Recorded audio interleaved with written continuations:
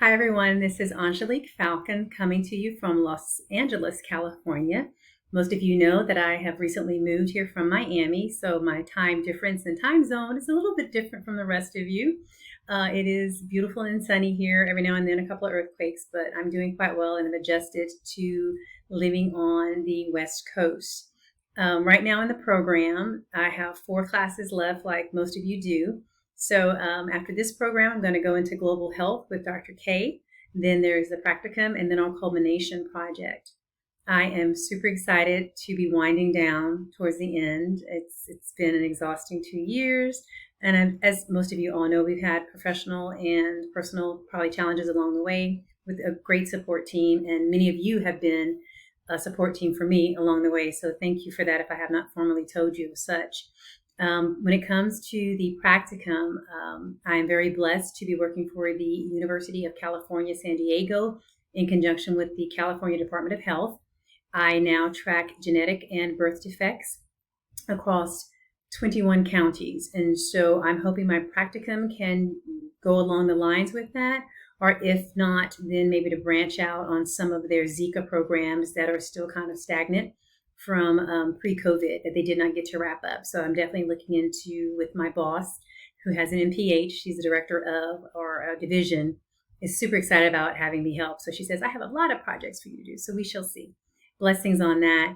I'm a little nervous about it because, of course, it's not a group project. So, it's kind of like bird wings have been clipped, time to get out of the nest and show what you know and show what you know. So, and I know we're all going to do well because they have given us a great foundation in mentoring and great teachers and just the way the program was built and stacked. So, I have confidence knowing that I will do well at that. So my future job prospect is once it's said and done. Of course, I'm already working where I want to be.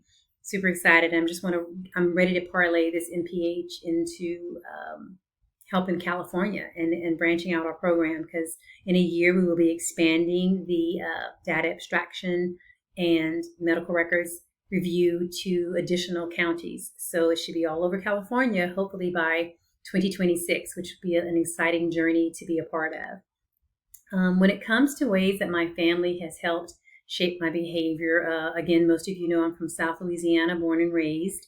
And that behavior was always food driven. Traditionally African American families, we culminate around the table. Food is a fixer. It is where you cry, you talk, you learn, you joke, you make your connections. And so I learned a lot of cooking at my grandmother's hip. I learned how to bake. And so baking is how you finish a meal. So I'm all about desserts. But that had to change about 20 years ago when I became a type 1 diabetic. And so that had to adjust a bit. My family adjusted also with me. So, food changed a bit. So I still am a foodie. I still love going out and trying new things, but knowing that I have to do it in moderation. Family of diabetics, type 2s. I'm the first type 1. So there's some science behind discovering that because, we have not figured out where that source is or the cure for type 1. But hopefully it's something in the future. I'm very diligent about my numbers and very cautious about that as I've gotten older now.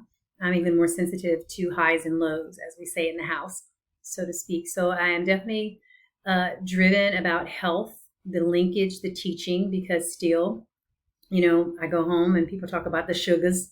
I'm like, that's not how we say that. Let's educate. Or, people policing saying, oh, can you have that? Yes, we can eat everything.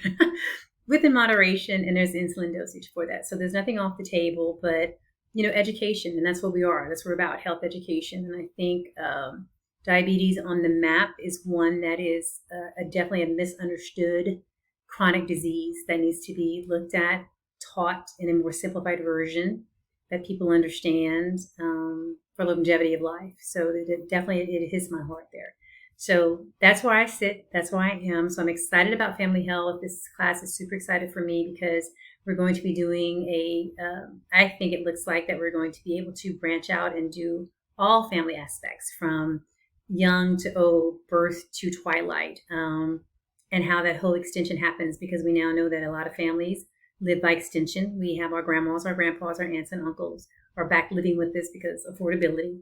So I'm excited to see where the journey is going to go. I'm excited for our discussions because you guys are always interesting on discussions and I always learn something. So anything I find, I will post, of course, as usual, to kind of look see. And I hope you do the same for me as we take this journey. So I'm excited. I think I went over time, but thank y'all for your patience. Bye. I look forward to the responses.